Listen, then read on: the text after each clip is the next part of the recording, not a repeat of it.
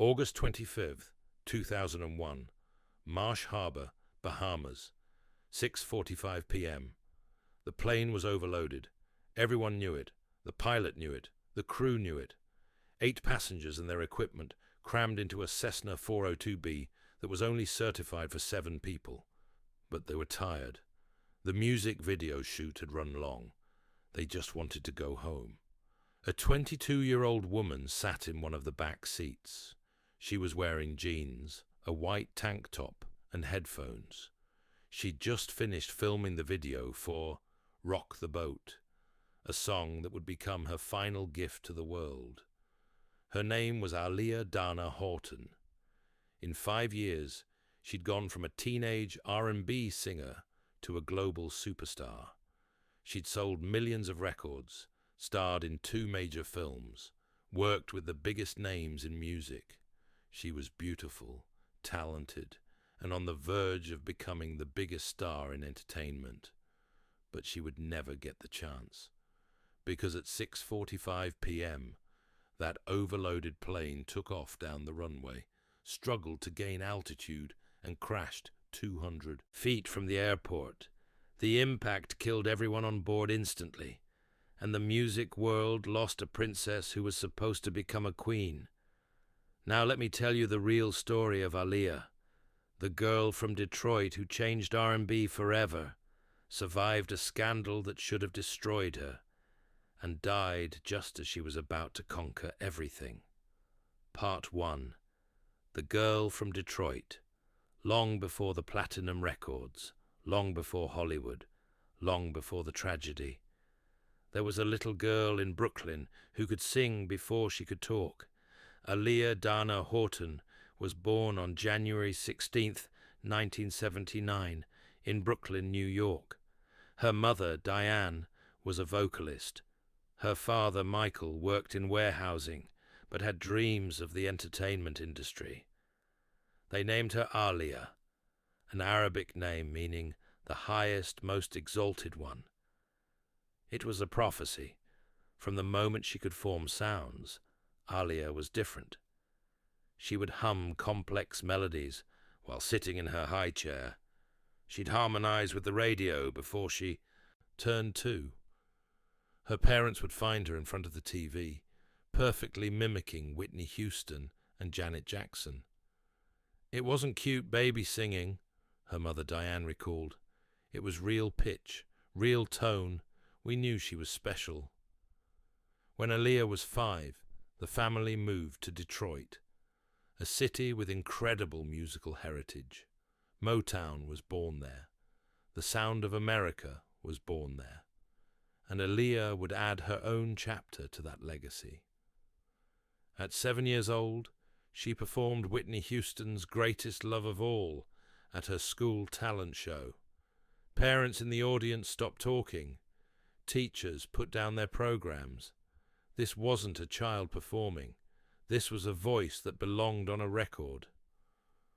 Word spread quickly through Detroit's music community. Her uncle, Barry Hankerson, an entertainment lawyer who had worked with Gladys Knight, saw the potential immediately.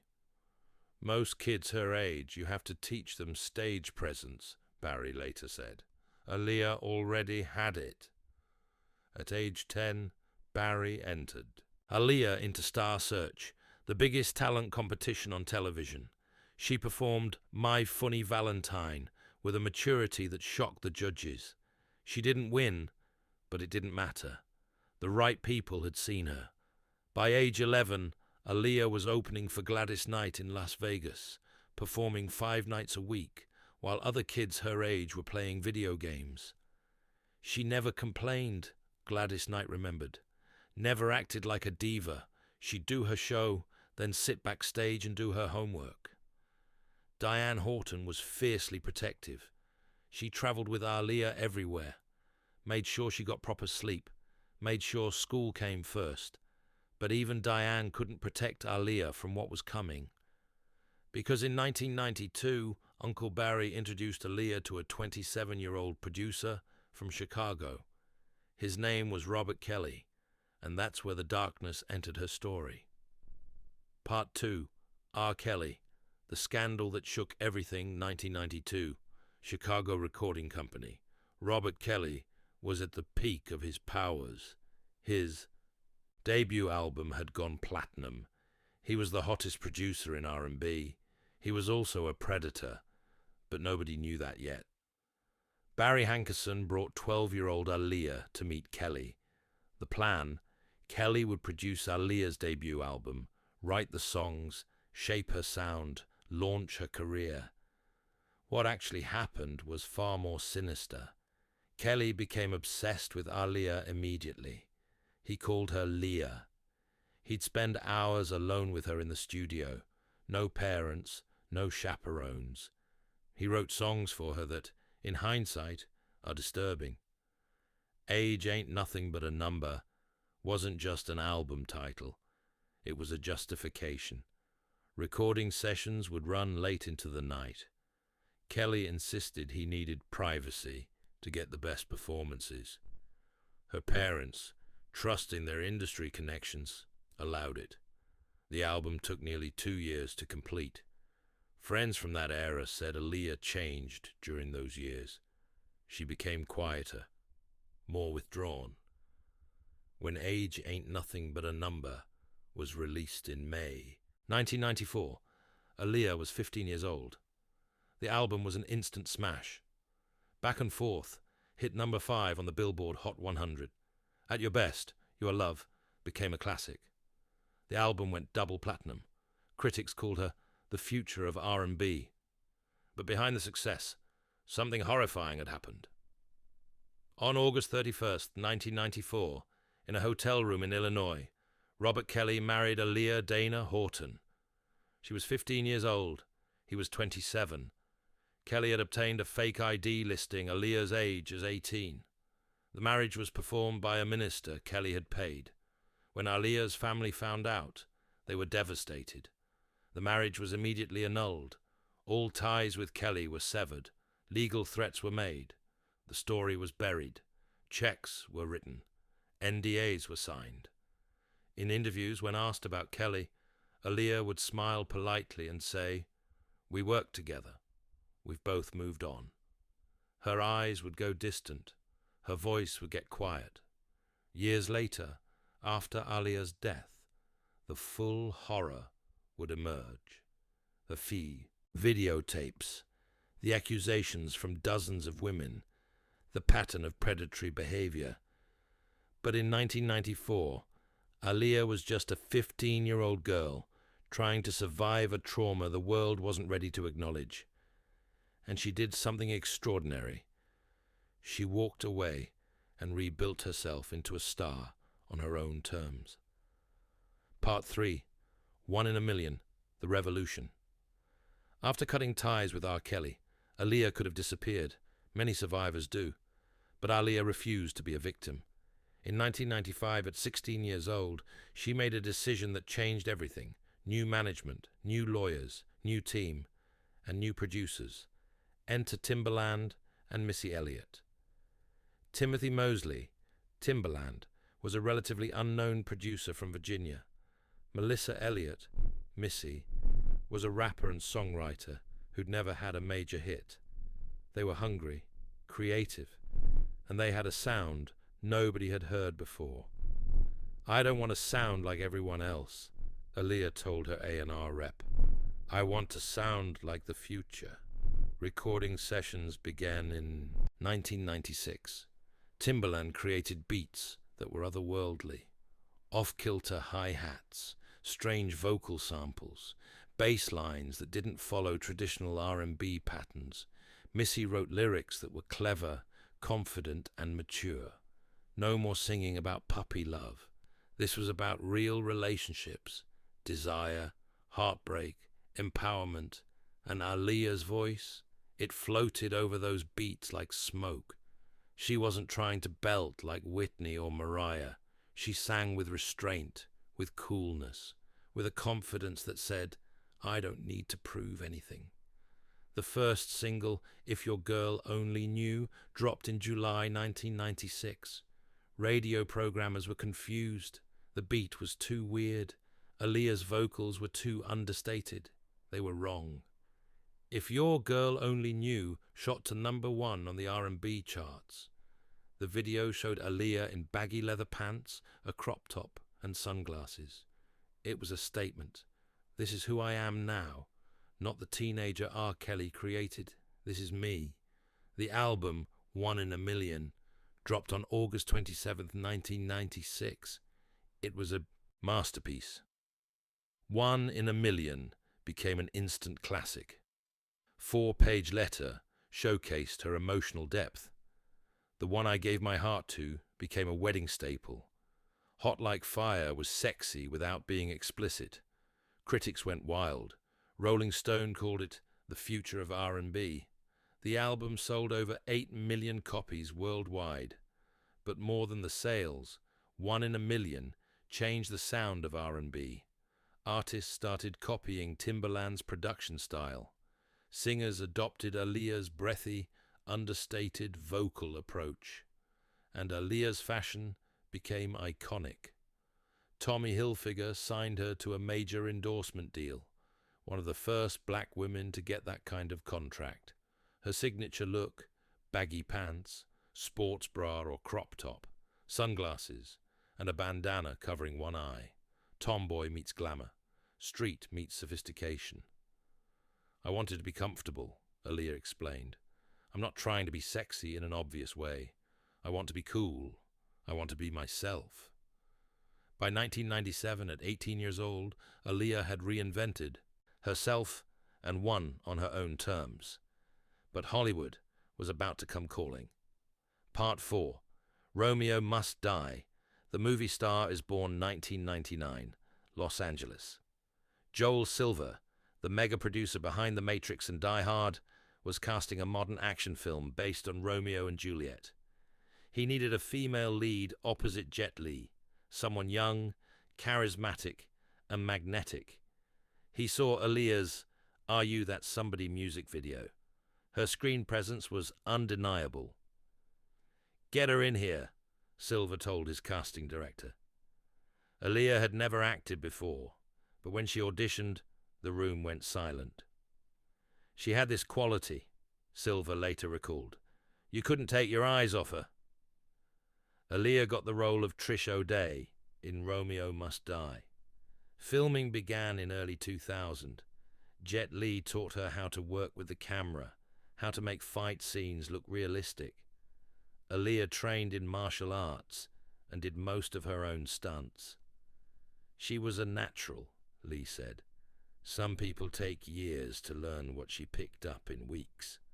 When Romeo Must Die premiered on March 22, 2000, it grossed $91 million worldwide. Critics were stunned. Variety wrote, Aaliyah is a revelation. But the biggest success was the soundtrack. Aaliyah's single, Try Again, became a monster hit. The music video showed Aaliyah dancing in a futuristic nightclub with choreography that became instantly iconic. Try Again went to #1 on the Billboard Hot 100, the first song in history to reach #1 based purely on radio airplay without a commercial single release. MTV played it in constant rotation. The song was everywhere. Suddenly, Aaliyah wasn't just an R&B star. She was a crossover phenomenon, a movie star, a global icon. Warner Brothers immediately cast her in Queen of the Damned, based on Anne Rice's vampire novel. Aaliyah would play Akasha, the ancient vampire queen. Filming began in late 2000 in Australia. Aaliyah threw herself into the dark, complex role. Between filming breaks, she was also recording her third album, flying from Australia to studios in Miami and New York. Everything was coming together. She was 21 years old and on top of the world, and she was falling in love. Part 5. Damon Dash, the future that never was. His name was Damon Dash, co-founder of Rockefeller Records alongside Jay-Z, one of the most powerful men in hip-hop. Aaliyah met Damon at a party in New York in early 2000. The chemistry was instant. They talked for hours, one friend recalled. It was just them. Damon was different. Confident but not arrogant. Ambitious but grounded. He respected her independence and understood the industry. They kept the relationship quiet at first, but by late 2000, they were inseparable. Damon would fly to Australia to visit Aaliyah on set. She'd attend Rockefeller events with him. She was the one, Damon said years later. We talked about marriage, about kids. She was my future. Friends noticed Aaliyah seemed lighter, happier. With Damon, she just seemed happy, Missy Elliott said, like she could finally breathe. By summer 2001, Aaliyah's life was reaching its peak. Her self-titled third album, Aaliyah, dropped on July 17, 2001, debuting at number 2 on the Billboard 200. We Need a Resolution was dark and hypnotic. More Than a Woman was sultry and confident. And then there was Rock the Boat, a sensual island-influenced track that the label wanted as the next single. They needed a music video. The plan? Shoot in the Bahamas, make it beautiful. Aaliyah was hesitant. She had a full schedule, but the label insisted. It'll just be a few days, they promised. Aaliyah agreed. Damon wanted to come with her. She told him to stay. It's just a quick video shoot, babe. I'll be back in a few days. He kissed her goodbye at the airport. It would be the last time he'd ever see her alive. Part 6. August 25th, 2001, the day everything ended, the Abaco Islands, Bahamas. The video shoot for Rock the Boat went perfectly. The footage was stunning. Aaliyah dancing in the water, looking radiant in the Caribbean sun. By August 25th, they were done early. The charter plane was a Cessna 402B, only certified for 7 passengers plus the pilot. But Aaliyah's crew had 8 people plus equipment. Camera gear, luggage. The plane was visibly overloaded. Several crew members expressed concerns about the weight, but everyone was tired. They just wanted to go home. The pilot was Luis Morales III. What nobody knew, his license had been suspended. He wasn't legally allowed to fly, and toxicology reports later revealed he had cocaine and alcohol in his system. Aaliyah was reportedly nervous about the flight. Kingsley Russell, a taxi driver at the airport, later testified that Aaliyah was really worried about getting on the plane. She said it looked overweight, Russell recalled. She was asking if there was another flight, but the charter was paid for. The crew was ready. Aaliyah took a sleeping pill to calm her nerves and boarded. At 6:45 p.m., the Cessna 402B taxied down the runway. The plane accelerated, lifted off, and immediately began struggling. It was too heavy. The nose pitched wrong. The plane couldn't gain altitude. Witnesses watched in horror as the plane climbed to about 200 feet, then stalled. The Cessna dropped from the sky and crashed into a marsh just past the runway. The impact was catastrophic. The plane exploded. Fire consumed the wreckage. Everyone on board died instantly. Aaliyah Dana Horton, age 22. 8 others, gone in seconds. Emergency crews arrived within minutes, but there was nothing they could do. News took hours to reach the mainland, and when it did, the world stopped. The Princess of R&B was dead. Part 7. The World Mourns, August 26, 2001. News of Aaliyah's death broke in the early morning hours. Radio DJs wept on air. TV anchors struggled to deliver the news. MTV interrupted programming to air tributes. BET dedicated entire days to her music videos. Damon Dash was inconsolable. Friends said he locked himself in his apartment for days. She was my future, he later said. Everything died with her. Jay-Z released a statement. We lost a queen today. Missy Elliott couldn't speak. Timbaland was destroyed. She was like a little sister, he said through tears. On August 31st, 2001, what would have been Aaliyah's 23rd birthday, her funeral was held at St. Ignatius Loyola Catholic Church in Manhattan. Over 800 mourners attended. The church was filled with white roses, Aaliyah's favorite. Her casket was silver, custom made. Gladys Knight sang the Lord's Prayer, her voice breaking. Missy Elliott gave a eulogy, barely able to finish. Damon Dash sat in the front row, tears streaming down his face. She was buried at Ferncliff Cemetery in Hartsdale, New York. She wore a white dress and held a rosary. The headstone reads, Aaliyah, 1979-2001, Our Angel. In the weeks following, Aaliyah shot to #1 on the Billboard 200, eventually selling over 3 million copies. Rock the Boat was released posthumously. The video, shot days before her death, became one of the most watched in history. Haunting to watch her dancing, full of life, knowing she was gone. Queen of the Damned was released in February 2002, dedicated to her memory. The question remained, what would Aaliyah have become? Part 8. The Legacy. Baby Girl Forever. More than 20 years have passed, and Aaliyah's influence is everywhere. Every female R&B artist today owes something to her. The smooth, minimalist vocal style, that's Aaliyah. The fusion of hip-hop and R&B, that's Aaliyah. The tomboy meets glamour aesthetic, that's Aaliyah. Drake has sampled her music multiple times. He has a tattoo of her face. She's the blueprint, he said. Beyoncé cited her as a major influence. Rihanna called her a legend. The Weeknd sampled Rock the Boat. Frank Ocean references her in lyrics. Zendaya dressed as her for Halloween and cried talking about her impact. But Aaliyah's legacy was complicated by legal battles over her music. For years, her catalogue wasn't available on streaming platforms due to disputes between her estate and label. Fans had to hunt down old CDs. In August 2021, exactly 20 years after her death, her albums finally came to Spotify and Apple Music. A new generation discovered her, and they were stunned.